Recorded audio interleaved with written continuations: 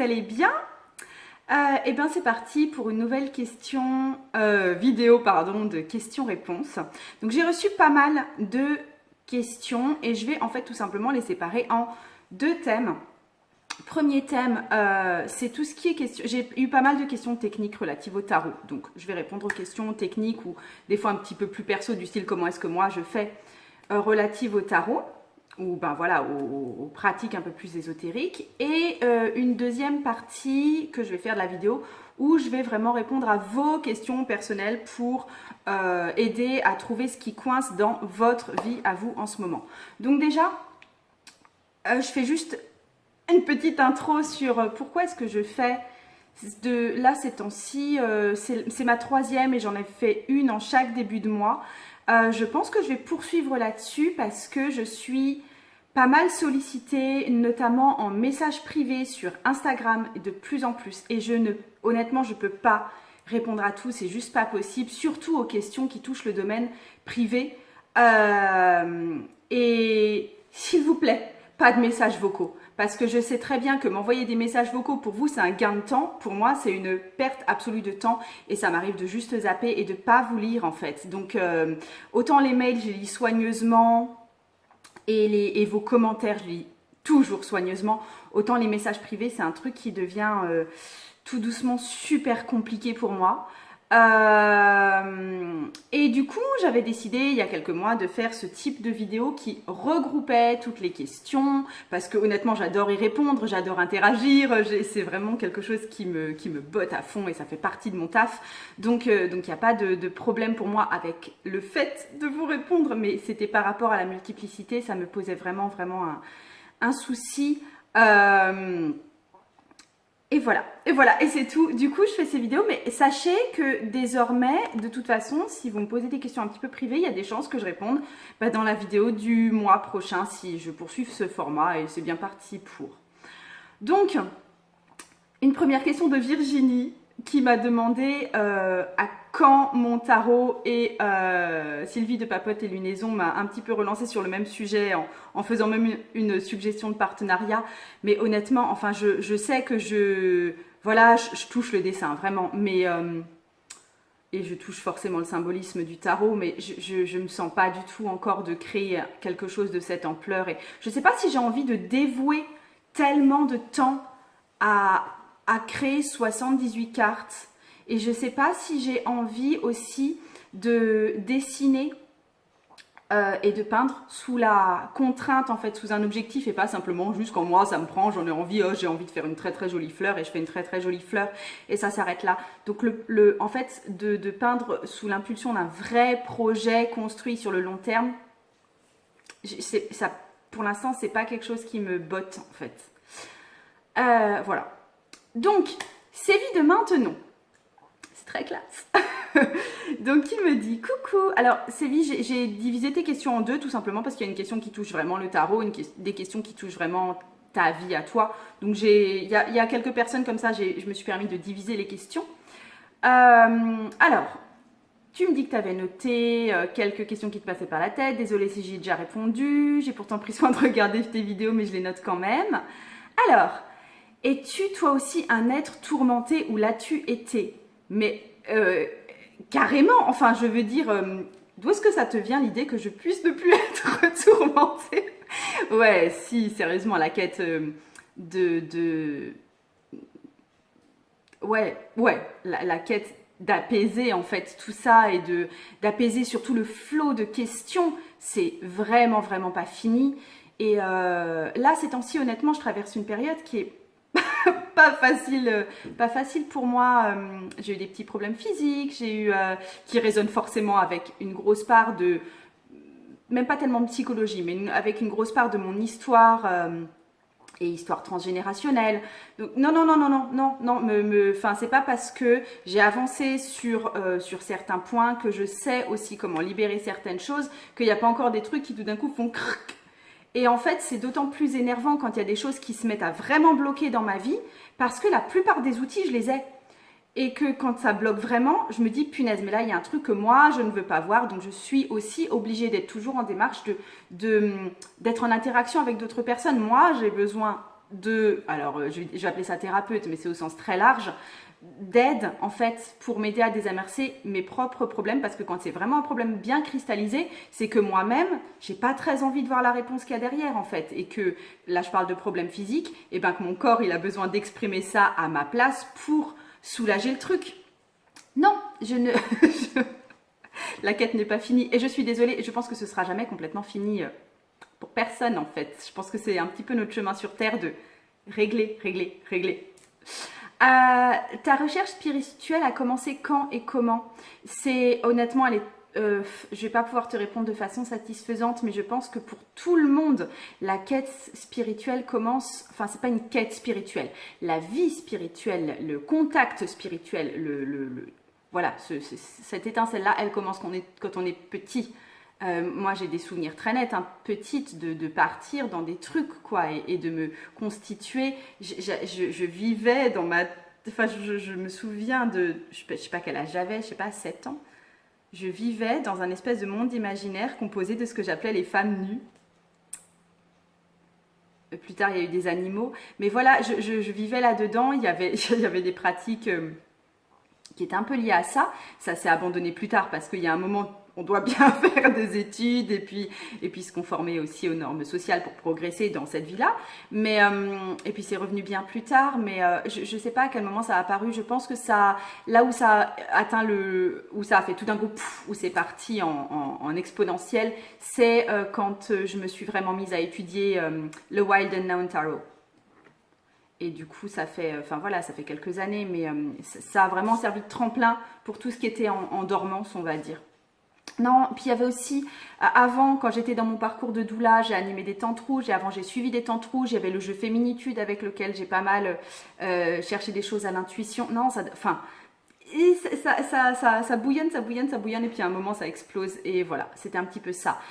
Je peux pas te donner de date. Et tu peux donner une date pour toi? Ok. Est-ce aussi pour ça que tu t'es intéressée au tarot? Non, c'est pas pour ça que je me suis intéressée au tarot. C'est ensemble.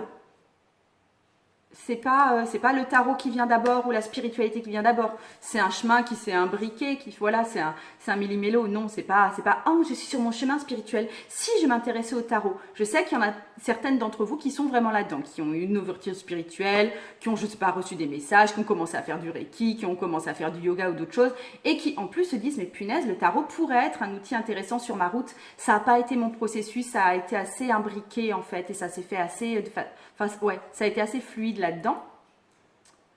Ouais, je me rappelle même de jeux de cartes qui m'ont été donnés quand j'étais plus petite, mais de cartes à jouer, mais qui ont résonné fort sur un côté très spirituel en fait pour moi. Je devais être en 6e ou en 5e. J'avais reçu en parallèle, enfin j'avais lu en parallèle un livre de Joe Steingarder qui s'appelle Le jeu de la patience et qui parle notamment des cartes à jouer, notamment de la carte du Joker. Et ça avait été une découverte spirituelle pour moi à ce moment. C'est un processus, vraiment. Est-ce que ça t'a aidé à solutionner certaines choses? Oui, genre tout. genre tout. Voilà. je sais pas, oui, oui.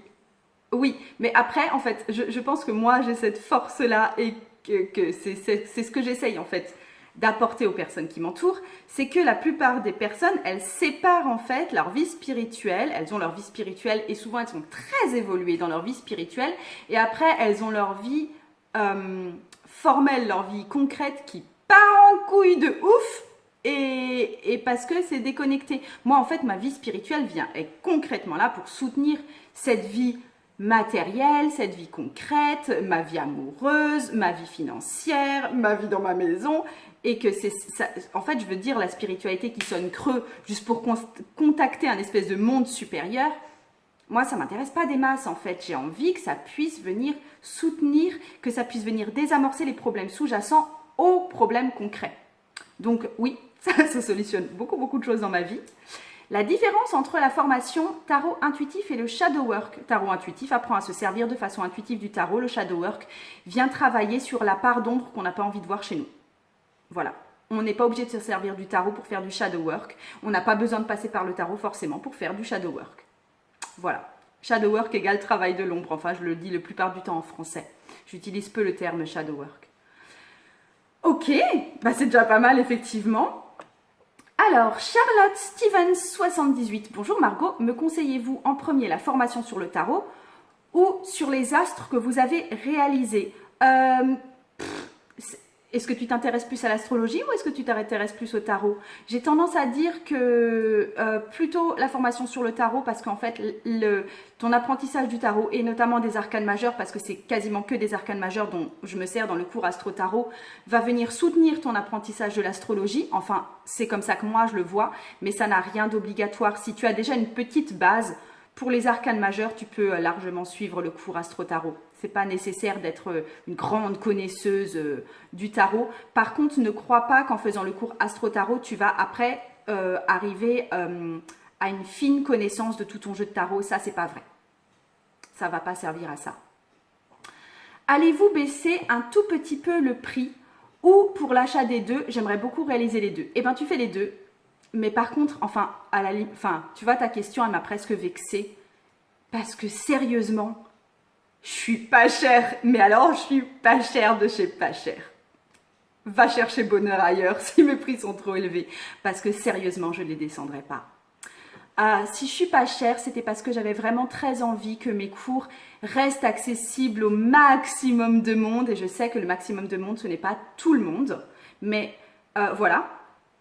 Et j'essayais pas non plus, enfin c'était pas une histoire de compétition. Pour moi, c'était pas pour être la plus compétitive possible. C'est possible qu'au bout d'un moment, vous trouviez des cours moins chers, hein, puis même un bouquin, c'est moins cher.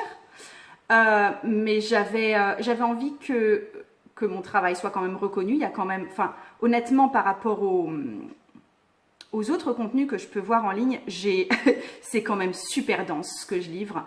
Il y a quand même énormément de choses. Et pour le nombre de modules, c'est carrément pas cher. Donc, tu vas te débrouiller avec ça. Et si c'est trop cher, t'achètes un bouquin. Mais voilà, c'est le prix de mon travail là. Claire Maeva 22. Hello Margot, je débute. Parfois, je pose une question, mais la réponse ne semble pas correspondre. Ou donner une réponse à une autre question. Ou pire, parfois la réponse ne me plaît pas et je crois vraiment que ce n'est pas l'interprétation que je veux en faire. Puis-je refaire le tirage ou c'est de la triche? Alors quand tu poses une question et que la réponse semble être à côté de la plaque, note la réponse qui te vient. Même si effectivement c'est pas, tu te dis, tu poses, enfin je sais pas, je décorrèle le truc, tu poses une question sur l'argent, et ben il te semble que tu as une question, enfin une réponse au sujet de l'amour, note ça. Et ensuite, tu vas pouvoir tisser le lien. Peut-être que pour désamorcer en fait ton problème lié à l'argent, tu as besoin de désamorcer avant tout un problème lié à l'amour. Voilà, souvent c'est corrélé comme ça. Marque ta réponse quand même parce que je pense qu'elle est valable. Et apprends à faire le lien en fait. Il y a un lien avec ton thème de départ. Et ensuite, la réponse ne te plaît pas et je crois vraiment que ce n'est pas l'interprétation que je vais en faire. Eh bien, pas de chance si la réponse ne te plaît pas, mais des fois le tarot nous donne des réponses qui ne nous plaisent carrément pas. Mais je veux dire, si tu n'es pas prête à entendre des réponses qui ne te plaisent pas, eh ben tu prends ton jeu de tarot, tu vires toutes les cartes qui ne te plaisent pas et tu fais que un jeu avec les cartes qui te plaisent. Et comme ça, tu n'auras que des réponses qui te semblent positives, lumineuses, solaires et rayonnantes. C'est quoi le but? Après, il y a des jeux qui sont spécifiquement faits pour ça. Je pense à des jeux d'oracle avec des messages encourageants. Et je peux comprendre que des fois, on a besoin juste de messages positifs d'encouragement pour notre journée ou pour un travail qu'on doit faire ou pour n'importe quoi. Et dans ce cas-là, tourne-toi vers ça. Mais par contre, si tu fais un tirage de tarot pour chercher des réponses, eh ben, attends-toi à avoir des réponses et pas des encouragements à tout point de vue.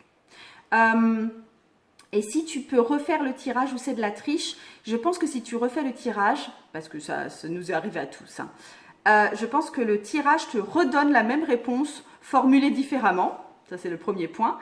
Et deuxième point, si tu refais le tirage parce que juste tu es complètement perdu, le deuxième tirage, en général, ajoute juste une couche de confusion. Donc, c'est pas cool, ça. Alors, je continue. C'est Caroline Moods. Bonjour Margot, lorsque je fais un tirage, je me sens plus en adéquation avec la signification négative de la carte. Toutes les cartes sont à l'endroit pour le moment car je débute. Est-ce mon esprit qui est mal tourné? Est-ce le résultat d'un manque de confiance en moi? Cela me déroute à chaque fois. J'ai l'impression de passer à côté des messages donnés par les cartes. Alors, pour moi, je ne me considère pas comme débutante et toutes mes cartes sont toujours à l'endroit. Je lis pas les cartes à l'envers, donc si c'est ton choix de continuer à lire à l'endroit, eh ben lis à l'endroit. Il n'y a aucune obligation nulle part à intégrer les lectures renversées dans ton jeu. Et tu dis que tu te sens plus en adéquation avec la signification négative de la carte. En fait, je pense que ce qui te pose problème là, c'est que tu vois la signification négative et que du coup, tu bloques tout, tu vois, parce que c'est peut-être un peu violent pour toi.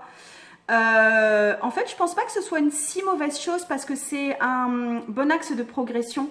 Donc, ce que je te propose de faire, c'est que tu fais ton tirage de tarot, tu vois la signification négative. En général, la signification négative, elle comporte un volet positif et elle comporte aussi une façon de se sortir de cette situation négative. Je sais pas, un 8 d'épée où tu as la nana qui a les yeux bandés qui est entourée d'épée. En fait, c'est que la situation, sérieusement, elle est facile à trouver. Je veux dire, il suffit qu'elle avance un peu, elle rencontre une épée, elle frotte ses liens, elle se libère, elle enlève le bandeau, elle se barre et tout va bien en fait. Je veux dire, ça veut juste dire que cette carte, le côté négatif, c'est « Ouah, tu te sens emprisonné, tu te sens bloqué ». Le côté positif, mais c'est juste que la réponse, tu la vois pas pour l'instant, mais elle est tellement facile la réponse en fait. Tu vois, il y a le versant positif aussi. Le 5 de denier, qui est une carte négative de personnage pieds nus dans la neige, là, devant une église. Ok, je suis en situation de manque, de difficulté, peut-être de maladie ou de pauvreté, mais punaise, j'ai qu'à pousser la porte de cette église. Faut chercher la ressource. Tu vois, je pense que les cartes que tu vois comme négatives, et c'est pareil pour toutes les cartes, tu peux les lire en négative, elles comprennent en même temps la réponse. Donc, va chercher cette réponse-là. Alors, il y avait aussi, je ne sais pas si je suis passée à côté ou pas, il y avait une question sur une personne qui me demandait, mais je ne l'ai pas là, qui me demandait, elle disait qu'elle était perdue par rapport au personnage de la cour, elle ne savait jamais si c'était elle ou si c'était quelqu'un d'autre. Effectivement, quand on tombe sur un tirage sur des personnages de la cour, mais là, honnêtement, tu as peut-être besoin de prendre mon cours d'initiation au tarot intuitif. Donc, on a la première possibilité, c'est soi-même, dans une certaine attitude, soit c'est une autre personne, soit c'est un état d'esprit ou quelque chose comme ça, et du coup quelque chose à faire dans la tendance de ce personnage-là. Très honnêtement, je pense que c'est toi qui ne t'ouvres pas suffisamment l'accès à ton intuition, parce qu'en général, le premier truc qui vient, c'est le bon truc, du style « Ah ouais, c'est vrai que j'ai été comme ça ». Du style « Oh punaise, mais ça c'est carrément truc, ça c'est carrément ma mère, ça c'est carrément mon homme ». Tu vois, en fait la réponse elle monte intuitivement là-dessus, et je pense que si tu laisses tomber les a priori à te demander à chaque fois « Mon Dieu, un personnage de la cour, mais qu'est-ce que ça veut bien être? Est-ce que c'est moi? Est-ce que c'est un autre ?» Non, le premier truc qui te vient, tu retournes la carte et tu sais. Dis-toi juste que tu sais ça, et dans ce cas-là la réponse elle vient et c'est la bonne.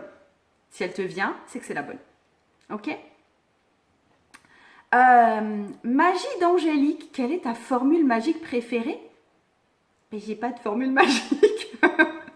J'ai pas de formule magique. Qu'est-ce que c'est que cette histoire? Non, dans une autre vidéo, j'ai dit que je me considérais pas comme sorcière en fait, pas comme quelqu'un ayant une pratique magique. Et même, je me rends compte que quand je fais des pratiques magiques, parce que j'en fais quand même, je fais quand même des rituels, j'ai pas de formule magique. J'ai des incantations qui me viennent, mais c'est plus des demandes, du style honorer ce machin chose, bénissez ce machin chose, que l'énergie de telle pierre soit avec tel objet ou un truc comme ça, tu vois. Mais j'ai pas de formule magique. Quand je bats le tarot, je fais aussi une incantation du style, ça commence toujours par carte, guidez-moi et montrez-moi, blablabla, blablabla, blablabla. Mais j'ai pas de formule magique. Blessed be. C'est une formule magique. Donc non, j'ai pas de formule magique. Désolée, mais je suis curieuse du coup d'entendre les vôtres. C'est la première fois qu'on me pose cette question. Ok, j'ai fini pour les questions tarologiques. Pour vos questions perso, j'avais dit que je me servirais peut-être du tarot, donc je le ferai comme ça vient. Honnêtement, j'ai pas pris le temps de réfléchir sur vos questions. J'avais envie de répondre très spontanément. Mais sinon, le tarot, ce sera The Good Tarot.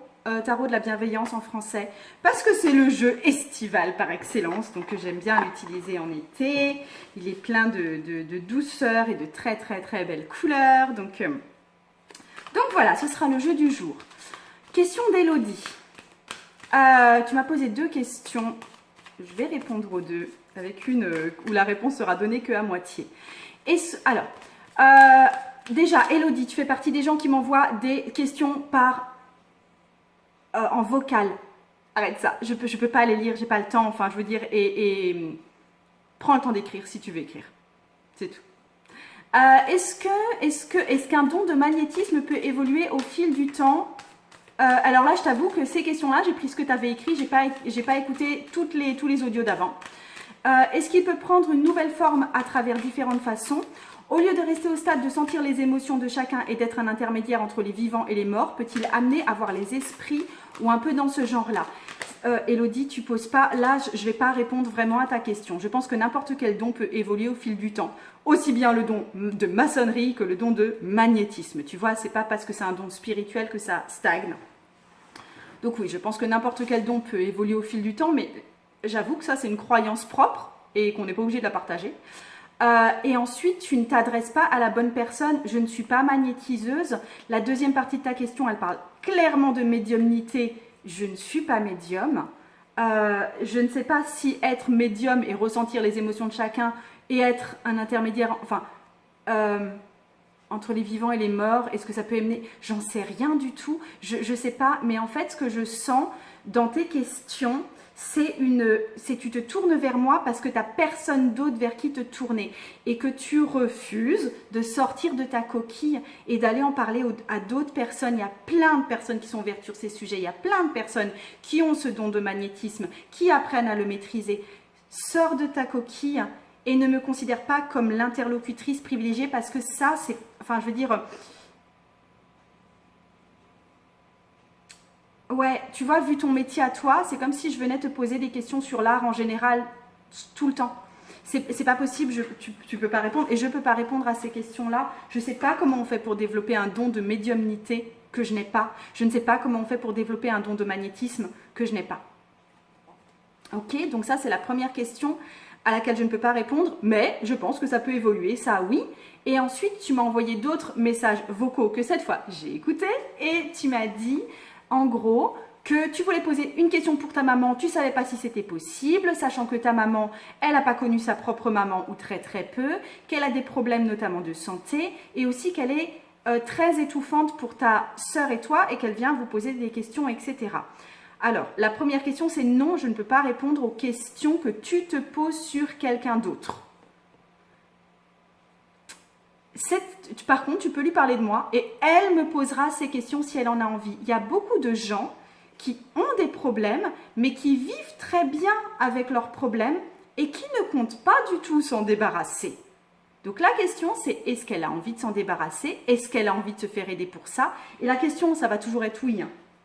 Mais dans les faits, beaucoup de personnes ne sont pas prêtes à faire ce qu'il faut pour se débarrasser d'un problème. Donc c'est pour ça que je ne répondrai pas pour quelqu'un d'autre. Ensuite, c'est de l'ingérence parce que j'ai pas du tout envie de tirer une carte de tarot pour ta maman. Elle m'a rien demandé. Et troisièmement, si elle est étouffante et qu'elle vous étouffe un petit peu de ses inquiétudes et qu'elle reporte un peu sur vous, très sincèrement, la façon la plus facile et la plus agréable pour tout le monde et la plus efficace de régler ça, c'est de toi être la personne la plus épanouie possible selon toi. Et pareil pour ta sœur. En fait, il n'y a rien de plus apaisant pour une maman et qui lui donne plus le droit de s'épanouir elle-même que de voir que ses propres filles sont épanouies et vont bien. Et si tu lui demandes ce qu'elle souhaite pour vous, elle va te répondre exactement ça. Moi, j'ai envie que tu sois heureuse, ma fille. Et pas que tu t'occupes forcément de mes oignons et de mes corps aux pieds ou je sais pas quoi. D'accord? Ça ne veut pas dire que tu ne dois pas écouter ses problèmes. Mais en attendant, cherche pas les réponses pour elle et prends soin de toi et de ta vie à toi et de ton épanouissement et de faire ce qui toi te fait kiffer à fond la caisse. Gwendy 313, bonjour Margot, j'ai une question d'ordre professionnel. J'ai essayé d'avoir des réponses avec mon tarot, mais notre vision des choses m'intéresse. Je me lance dans un projet de VAE pour valider le diplôme d'état de JE. J'aimerais savoir si ce projet sera une réussite. Merci pour ton aide. Mais évidemment que ce sera une réussite. Quelle question? Si tu te lances, c'est que tu en as envie. Si c'est une VAE, c'est que tu as déjà les compétences. Et donc oui, et donc ce sera long et chiant comme toute VAE, ça je peux aussi te le dire. Et ce sera une réussite. C'est tout. Bon, attends, je demande au tarot parce que je pense que c'est plus... Je sais pas pourquoi tu poses cette question-là. Je veux dire, c'est comme les gens qui te posent la question, je vais réussir mon permis de conduire. Bah, j'en sais rien, tu vas réussir si tu conduis bien. Donc, mets-y-toi à fond la caisse. Et oui, si tu t'y mets à fond la caisse, bien sûr que tu vas avoir ton permis de conduire. Je te fais la même réponse. Bien sûr, si tu t'y mets à fond la caisse et que tu fais tout correctement, tu vas l'avoir, ta VE. Y a pas de raison. Donc, pourquoi tu poses cette question? Pourquoi ça t'angoisse à ce point-là? Pourquoi tu veux pas y aller? Enfin, c'est quoi le truc, là? Attends, qu'est-ce qu'il y a en dessous de la question, là, que Wendy 313 me pose?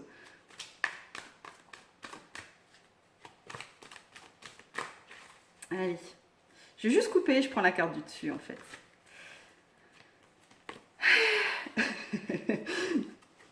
C'est la carte du jugement dans ce jeu-là, il s'appelle The Call.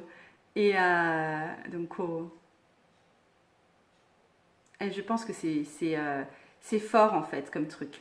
Je pense que c'est fort. Je pense que tu te mets beaucoup de pression par rapport à ce boulot parce que c'est très, très important pour toi et que tu te sens limite appelé à faire ça et que c'est un sine qua non pour toi et que, lâche-toi un petit peu la pression parce que là, tu sais, je veux dire, j'ai l'impression que tu en es à si ça échoue, c'est ta vie qui échoue, quoi. Non, ça c'est pas vrai. Si tu échoues à ta VAE, non, ta vie ne s'effondre pas. Mais je pense que c'est très important pour toi, ce travail avec les enfants. Il y a un lien fort aux enfants, il y a un lien fort au boulot, en communauté qu'implique le JE. Ouais, je pense que c'est très très important pour toi. Et du coup, lâche-toi un peu la pression. Imagine peut-être d'autres formes de pouvoir continuer ta vie professionnelle. Pas parce que je veux te détourner de cette voie professionnelle, au contraire, mais parce que là, tu es en train de tellement... J'ai l'impression que tu sais, tu mets tapis, tu vois, au poker. C'est pas ça. Et ça ne... Je sais que c'est très profond dans tes tripes et que ça t'empêche peut-être même de travailler d'un point de vue intellectuel sur le sujet. On se calme et travaille avec ton cerveau là-dessus. Tu as besoin de ça, vraiment. Là, tu as besoin d'être dans ton mental pour préparer ça. Ça va aussi aider à désamorcer ce côté émotionnel très, très, très puissant. Ok, Miss Wendy 313. Alors, cliché d'hiver. Bonjour Margot, j'aimerais juste savoir si je vais trouver ma voie professionnelle et si ma vie sentimentale va évoluer. Style, c'est tout. Est-ce que j'aurais est-ce que j'aurais tout ce que je veux dans la vie ou est-ce que j'aurais pas tout ce que je veux dans la vie? Trouver ma voie professionnelle, c'est du bullshit. On trouve jamais sa voie professionnelle. Enfin, je veux dire, ça se tâtonne, ça s'approfondit, ça s'apprend, ça se découvre, ça se construit. Construis-la ta vie professionnelle. Ça te tombe jamais tout cru dans le bec une voie professionnelle. Construis-la. Va vers ce que tu aimes. Tu sais ce que tu aimes. Tu n'as pas besoin de moi pour savoir ce que tu aimes. Ça, c'est complètement faux. Et si ta vie sentimentale va évoluer... Non. Alors, en fait, j'avais adoré. Ça, c'est du Jodorowsky. Jodorowsky, c'est celui qui a écrit un ouvrage de référence sur le tarot. C'est un de mes maîtres au tarot, même si c'est vraiment tarot de Marseille. Qui disait, et je vais te tirer une carte là-dessus, il disait, si une personne vient me voir en me demandant mais je veux trouver un mec et ça va pas, il va pas pouvoir te dire si oui ou non tu vas pouvoir trouver un mec dans les prochains temps. Par contre, il va te dire pourquoi jusque-là t'as pas trouvé de mec. Ok? Alors, pourquoi jusque-là t'as pas trouvé de mec? Pourquoi? Qu'est-ce qui coince avec ta vie sentimentale en fait? Ouais, qu'est-ce qui coince avec ta vie sentimentale? Enfin, après tout, je sais pas, peut-être que tu as un mec, mais d'après ce que tu m'avais écrit en message privé, je crois pas que tu aies de mec. Mais bon, on s'en fiche. Qu'est-ce qui bloque au niveau sentimental?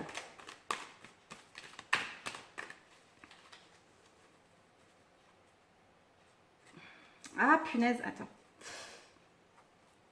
J'ai pas un morceau de table devant moi bien plat sur lequel je puisse tapoter les cartes, en fait. 9 de feu. Bon, écoute, Miss, tu vas arrêter d'être dans une grotte, tu vas arrêter de mettre des belles barricades et des belles limites autour de toi en disant ça je veux pas, ça je veux pas, ça je veux pas, ça je veux pas, et d'être sûr que le mec en face de toi il montre patte blanche, bras blancs, tout blanc pour pouvoir entrer dans ton univers, et tu vas laisser entrer dans ton univers un joyeux bordel. Arrête de te protéger toi-même et laisse entrer un joyeux bordel dans ton univers, s'il te plaît. T'en as besoin là. T'es trop sur tes gardes, t'es trop en train de vérifier, t'es trop en train de protéger, t'es trop en train de valider. Est-ce qu'il va cocher toutes les options, le gars? Lâche, allez. Full Bronx, full Bronx. Elle est cool cette carte de nana qui construit son petit truc toute retranchée dans sa caverne là. Je te fais des gros bisous. Alors, Charlotte Stevens, 78, tu me poses une autre question. D'ordre personnel, j'aimerais savoir si je pourrais avoir des enfants, fertilité, mais je ne pense pas que vous êtes médium, mais peut-être que les cartes peuvent dire ce qui bloque actuellement pour que j'ai des règles. Ok, tu n'as pas tes règles. Ok.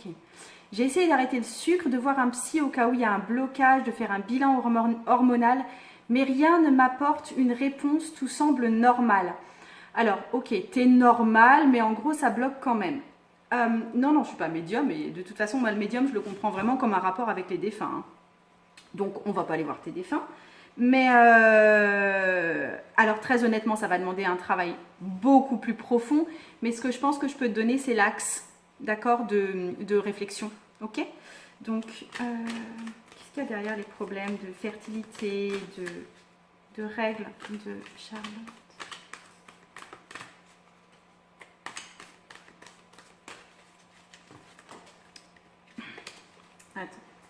Attends, je suis vraiment pas sur un plan de travail approprié, donc attends, je vais rebattre les cartes. Ok, alors.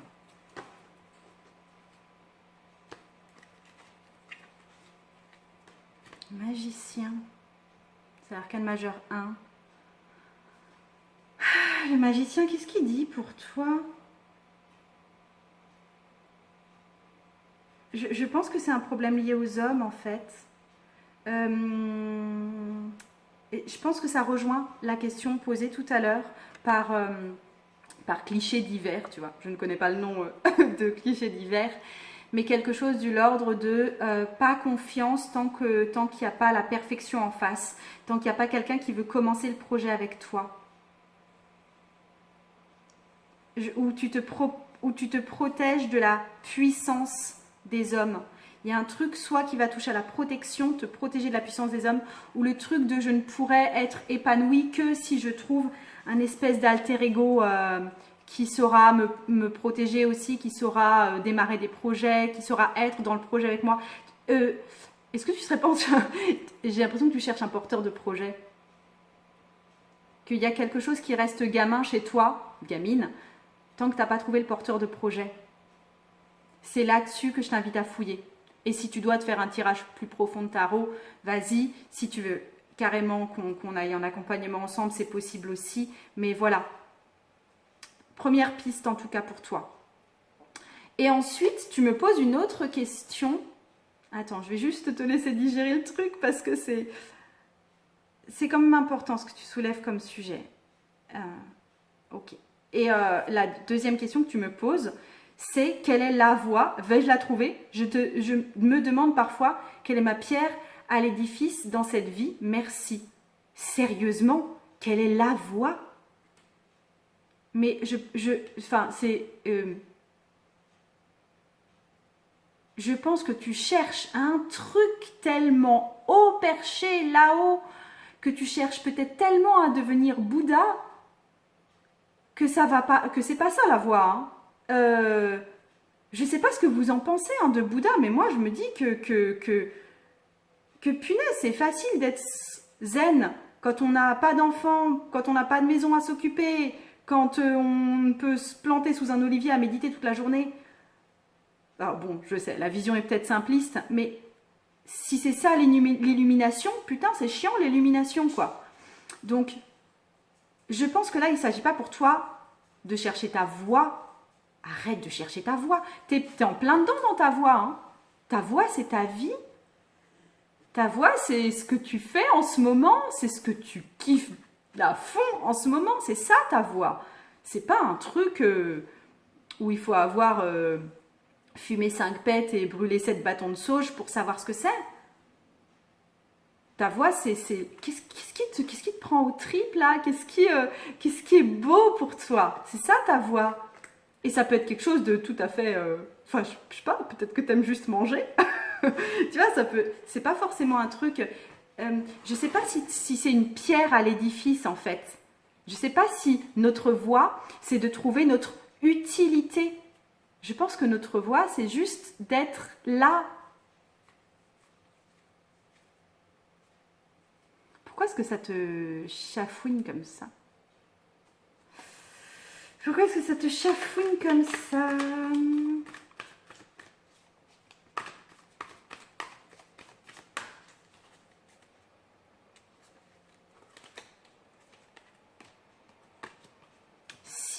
D'eau, donc le 6 de coupe dans les jeux de tarot plus classiques.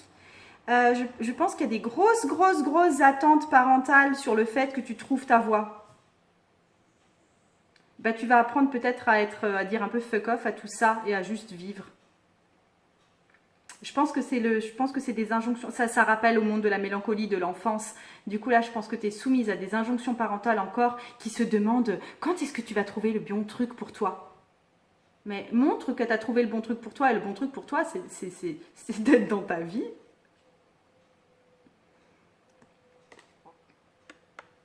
Magie d'Angélique, quel conseil donnerais-tu à quelqu'un qui se lance pour créer son entreprise? Se former, se former, se former, se former, se former. En avoir rien à foutre du monde, ça aussi, en avoir rien à foutre du monde, en avoir rien à foutre de la concurrence, en avoir rien à foutre de ce que disent les potes, en avoir rien à foutre des insécurités des autres. Se faire accompagner. Je vais vous mettre en dessous une formation d'une personne que je connais justement pour les entrepreneuses débutantes pour pouvoir se construire un réseau, etc. Si ça vous intéresse. Ouais, je pense que il y a un grand décalage, mais ça j'en ai parlé dans d'autres vidéos, entre les personnes qui souhaitent créer leur entreprise, soi-disant, non, c'est tout à fait vrai, pour être libre, etc., pour pouvoir faire ce qui leur plaît, et c'est une grande partie du travail, mais en fait, ça c'est le cœur du métier. C'est ce que vous faites en vrai, et qui peut être effectivement très enthousiasmant, mais après il y a tout le reste, c'est comment est-ce que je vends mon entreprise dans le monde, comment je me fais connaître, comment le truc c'est de sortir à tout prix de cette zone où personne ne vous connaît. Et c'est pour cette démarche-là que je vous invite à vous faire accompagner et à vous former très fort. Ça ne tombe pas tout cru dans le bec dès que vous avez dit que vous êtes telle ou telle entreprise et que vous avez fait vos cartes de visite et que vous avez fait un site internet. C'est mort. Donc, ouais, tu te formes en entrepreneuriat, pas dans ton corps de métier, en fait. Et tu apprends à en avoir et à en cirer des autres. C'est un gros morceau aussi. Trinity Neo 17, qui est fan de Matrix. Quand je fais un tirage, je ne sais jamais si les cartes de cours me représentent ou représentent des gens de ma vie. Je suis débutante. Eh ben, j'ai répondu précédemment, j'avais juste mélangé les questions. Ok, bah c'est cool. Au moins, j'ai répondu à ta question. Little Soon 99, bonsoir. Je te suis depuis peu et je suis très intéressée par tes formations en ligne et donc je pense me permettre de l'offrir très bientôt. Bienvenue! Je suis en évolution personnelle et spirituelle. J'ai planté la graine d'une reconversion professionnelle, mais j'ai du mal à visualiser vers quoi. Aurais-tu peut-être un message à me délivrer sur le domaine artistique, énergétique, tarot, ou me dire ce qui peut me bloquer et sur quoi travailler pour que j'avance sur ce sujet. Mille merci d'avance et douce soirée à toi. Douce soirée à toi aussi, même si ici nous sommes le matin.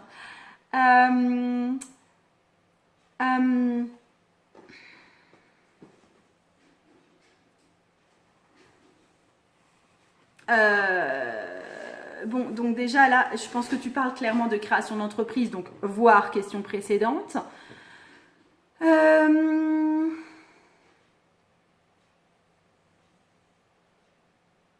Et tu as envie de travailler dans le domaine spirituel. En fait, vraiment voir question précédente, quoi. Après, ce qui, toi, pourrait te convenir à toi, en fait, pourquoi est-ce que vous n'allez pas vers ce qui vous botte? Vraiment, vraiment, vraiment, vraiment, vraiment. L'autre truc aussi, c'est que vous faites enfin, je dis tout, c'est toi, mais j'ai l'impression que c'est assez général. Il y a un amalgame entre le fait de se former et de découvrir un champ spirituel et de tout de suite vouloir en faire son métier. C'est comme s'il y avait un truc noué entre les deux. Mais on peut faire une découverte spirituelle et vivre sa spiritualité sans pour autant l'avoir dans son travail. Et je pense en plus que la spiritualité peut se retrouver dans n'importe quel travail. On peut être un serveur spirituel, il n'y a pas de souci avec ça. Ou avoir une vie spirituelle riche, quel que soit le travail qu'on a. Mais ok. Et ensuite, voilà, tu dis que tu bloques, c'est une putain d'excuse pour pas avancer, ça. Tu ne bloques pas, va vers ce qui te plaît.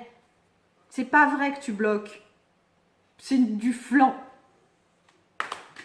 Alors, est-ce que je peux avoir une carte qui peut aider Little Soon à progresser dans son projet professionnel?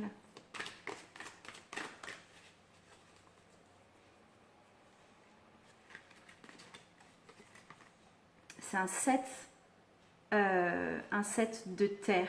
Tu vas bâtir sur ce que tu sais déjà.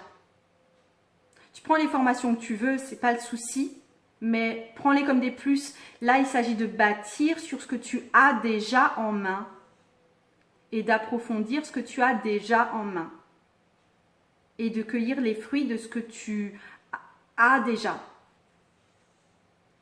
Je pense que c'est comme si, je pense que tu as déjà bâti ton petit truc et que tu dis « Ah mais ça suffit pas, ça suffira jamais. » Fucking bullshit, yes, ça suffit. Après, si tu veux te rajouter des cordes à ton arc, évidemment que c'est possible, évidemment que c'est enthousiasmant et que oui, ça n'a jamais de fin. Mais là, tu as déjà une bonne base. Pourquoi est-ce que tu ne prends pas en compte cette bonne base? Allez! C'est Vie de maintenant qui m'avait reposé des questions. Comment je sais qui sont mes guides et ce que j'en ai? Je pense que oui, que tout le monde a des guides. Je pense que la grosse frustration qui te vient, c'est parce que tu n'as pas de réponse de tes guides. Parle à tes guides et demande peut-être des signes et n'attends pas d'avoir la révélation là qui te tombe comme un rayon de soleil sur le front. Je pense que tant que tu n'attends pas de réponse, tu peux communiquer avec la nature, avec les feuilles, avec les animaux et avec tes guides. Mais tant que tu es dans l'attente d'une réponse, dès que tu es dans une forme de prière avec attente d'un truc qui vient te parler ou qui se révèle à toi, je pense que c'est bien plus compliqué. Commence simplement par toi ouvrir le dialogue. Ça, c'est plus porteur pour moi. Et parce qu'en fait, les contacts après que tu as avec tes guides, quelque part, ça se fait dans la fluidité, je pense. Dans l'instant, dans le truc. C'est pas un appel téléphonique, tu vois. Et ensuite, comment fait-on quand on se sent à sa place nulle part? J'ai l'impression que personne ne me comprend. Là aussi, c'est une question d'émission et de réception de messages. C'est parce que tu attends d'émettre le message. Tu te dis que tu ne peux émettre des messages. Mais n'importe quel type de message, hein. Bonjour, comment tu vas, hein, ou oh là là, qu'est-ce que je me sens triste aujourd'hui. N'importe quel message, je ne parle pas de message spirituel. Tu hésites à envoyer tes messages aux gens autour de toi parce que tu te dis que les gens, ils ne vont pas forcément y répondre de façon adéquate. Alors, qu'est-ce qui pourrait faciliter pour ces vies une communication plus fluide? Et le fait aussi d'oser prendre la parole sans forcément d'espoir de retour.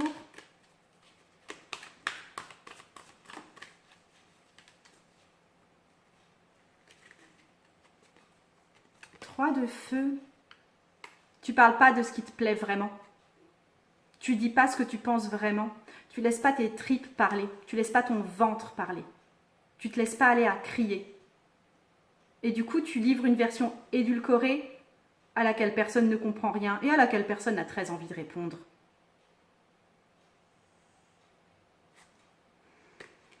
La vache, les messages, ils sont pas, je les trouve pas tendres aujourd'hui, je me trouve pas tendre.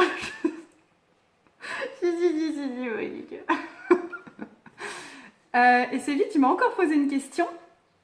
J'ajoute encore une, comment réagir? Plus je vieillis, j'ai 36 ans, plus j'ai besoin de solitude, de calme. Alors je me demande comment ça se fait et comment le faire comprendre autour de moi et même comment se trouver des moments et les placer dans nos vies. Pas très clair cette question. Oh si, c'est super clair et je pense que c'est une question hyper féminine et parce que en gros, les femmes, j'en suis, hein, enfin je suis là, hein, elles attendent qu'on leur donne l'autorisation de prendre du temps pour s'isoler. Eh ben non, tu te programmes un stage de danse ou de méditation ou d'aller chez une copine pendant le week-end et tu dis, voilà, dans 2 semaines, eh ben, je pars en week-end chez Magali. C'est tout. Point. Tu pars en promenade dans la forêt. Salut, je pars pendant 1 heure. Et tu le fais. En fait, il s'agit de le faire et pas d'attendre qu'il y ait quelqu'un en face qui dise « Mais attends, pourquoi tu n'as pas pris du temps pour toi? Tiens, voici 1 heure. » Parce qu'en plus, cette heure, on ne la voudra pas. On dira « Non, non, non, non, non, non, mais attends, je dois mettre la table. » Parce qu'on est des cruches. Et parce qu'on est bien conditionné. Mais prends-le. C'est la seule réponse que je peux te donner.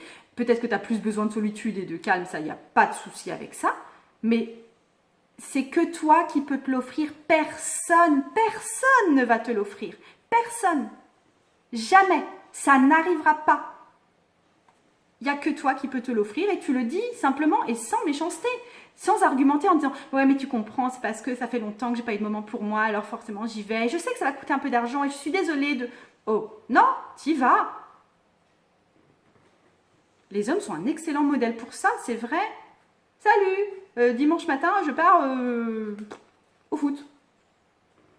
Et ils y vont, c'est tout. Et c'est pas grave, hein. Pourquoi, enfin, t'as le droit de faire pareil, hein. Dernière question, c'est une question qui m'a été adressée sur Insta en message privé et du coup je ne vais pas pouvoir vous la lire parce que je suis en train de filmer avec mon téléphone et Insta est sur mon téléphone. J'ai pris juste des notes parce que c'était long. Donc en fait, vous avez dû voir sur Insta ces temps-ci, je fais des stories qui s'appellent Psychotarot où en gros c'est des tirages qui sont collectifs où je vais adresser vraiment ce qui bloque pour vous et pourquoi ça bloque et dans quelle énergie se mettre pour le débloquer. Donc, et là je parlais du fait de quitter quelque chose ou quelqu'un ou un lieu ou un truc comme ça. Et en fait, ça a résonné pour certaines personnes sur le fait de quitter leur homme. Et en fait, donc Eden Grace Yoga, tu me dis qu'il y a un homme dans ta vie, que tu l'aimes mais que tu reçois trop peu de lui, qui a toujours autre chose de plus important dans sa vie et que tu te sacrifies pour lui. Tu me dis que tu es heureuse quand tu es dans ses bras, mais que par contre, après, il est très vite plus présent pour toi et que du coup, quand toi, tu coupes le contact, eh ben, c'est lui qui revient et toi, tu le laisses revenir parce que tu penses toujours que vous trouverez une solution. Tu es persuadé qu'il est ta flamme jumelle parce que vous vous ressemblez, vous vous déchirez, vous avez grandi ensemble. Je ne sais pas si ça veut dire depuis l'enfance ou si c'est spirituellement ces derniers temps et que vous êtes tous les deux prêts à évoluer. Que tu apprends ces temps-ci à mettre un cadre clair et à ne plus prendre en compte en premier ce que lui ressent. Alors, je veux d'abord faire un point sur flamme jumelle, âme sœur et compagnie. C'est pas que je ne crois pas en ces concepts. Il y a une partie de moi qui y croit franchement pas, mais il y a une partie de moi qui y croit, bon bref. Mais toujours est-il que je trouve ces concepts extrêmement dangereux parce que ça catégorie la personne comme quelqu'un ça fige le truc. On ne peut pas quitter la flamme jumelle qu'on a. Et si jamais on arrive à la quitter, et ben en gros, il restera toujours ce truc de si jamais on a des autres histoires d'amour qui sont belles, qui sont valables, avec des personnes bien, on se dira « Ouais, mais c'est toujours l'autre, ma flamme jumelle. » Putain, non! Non! C'est nul! Il n'y a aucune… À partir du moment où on labellise en flamme jumelle, en âme sœur ou en je ne sais pas quel terme ésotérique pour décrire l'amour, c'est figer le truc et c'est dire qu'il n'y a pas le droit d'évoluer et on doit tout le temps être dans cette espèce de sacrifice et de se résigner à ce que ce soit toujours plus ou moins la guerre. Je veux dire, par exemple, un des rapports les plus forts qui soit, c'est peut-être le rapport d'une mère pour ses enfants. C'est pourtant un rapport très évolutif. C'est pas le même rapport qu'on a avec son nourrisson, qu'on a avec son enfant de 15 ans, qu'on a avec son enfant de 37 ans. On laisse partir, ça évolue, on n'a plus le même rapport de protection, etc. Donc, bullshit flamme jumelle et tu laisses faire la relation. Et ça veut dire que tu as le droit de le virer. Ok? Ensuite, ce monsieur, il revient quand toi, tu te mets à couper le contact. Ben, tout simplement, va falloir que tu apprennes à être tout le temps peut-être dans ce truc de « je suis avec toi, mais je ne suis pas à toi ». Je suis avec toi parce que j'ai envie, parce que c'est cool, parce que je suis bien dans tes bras. mais je suis certainement pas à toi et à disposition. Et j'aimerais que toi, tu te trouves quelque chose de très important dans ta vie, que tu te fasses passer en premier dans ta vie, parce que tu dis qu'il y a toujours quelque chose de plus important dans sa vie à lui. Eh bien, trouve-toi quelque chose de plus important dans ta vie à toi. Arrête de faire de ce mec ton soleil et ton seul et unique. Et donne-toi beaucoup à toi-même. À partir du moment où tu instaures du respect de toi dans ta vie, eh ben, il va être amené à te respecter et à plus te donner lui aussi. Si tu ne te donnes rien et que tu es dans du sacrifice, pourquoi est-ce qu'il ne continuerait pas à exploiter la situation? Je veux dire très naturellement, hein, je veux dire quand on a quelqu'un qui nous donne en face, pensez à peut-être ce que vous avez fait avec vos propres parents, quand on a quelqu'un qui nous donne en face, ben on prend. Tu peux aussi aller voir si ça t'intéresse le cours en ligne que j'ai qui s'appelle Ensorcelez-le, ça risque de t'intéresser aussi. Mais ouais, voilà, bon, excusez-moi pour le coup de gueule contre les flammes jumelles et les âmes sœurs, mais en général, ce que je vois, c'est que ce qui m'énerve aussi, c'est qu'en fait, à chaque fois, quand il y a quelqu'un qui vient et qui m'annonce que « Oh là là, c'était ma flamme jumelle ou c'était mon âme sœur ou c'était quelque chose, une espèce de rencontre cosmique là », eh ben, c'est toujours pour m'annoncer que c'est une grosse merdiasse en fait, leur histoire. Donc voilà, c'est... Sinon, si c'est des gens qui parlent juste d'avoir rencontré quelque chose, de vivre quelque chose de formidable en couple, ils disent mais franchement, oh, je suis transcendée, je pensais jamais pouvoir vivre ça, etc. Et en général, ils mettent pas des termes de type flamme jumelle dessus.